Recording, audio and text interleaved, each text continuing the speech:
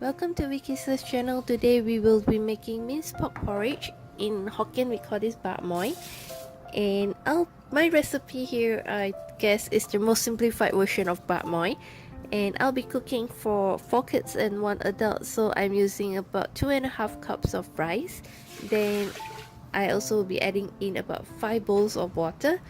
Then just gonna bring this to boil, and while this is boiling, I'm gonna marinate the minced pork.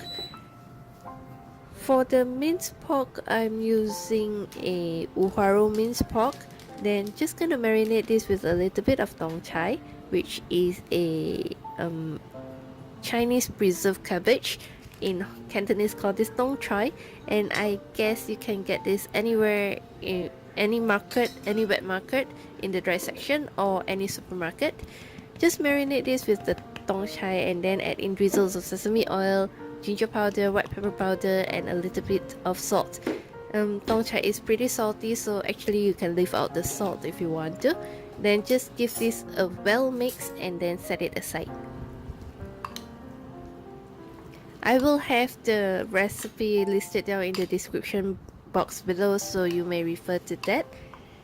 And if you haven't already subscribed to my channel, you can do so by clicking on the red subscribe button and turn on the notification so that you won't miss any new uploads from me.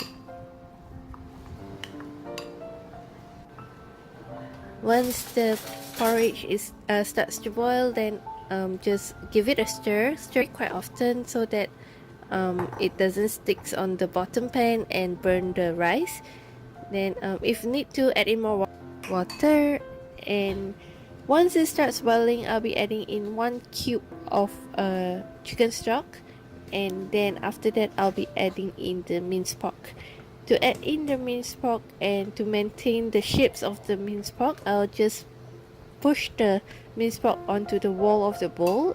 Once it forms a shape, then I'll just chuck it into the pot, and then do not stir the pot yet. Just keep adding in the minced pork, and then once it's solidified into the shape, then only I'll start stirring the pot.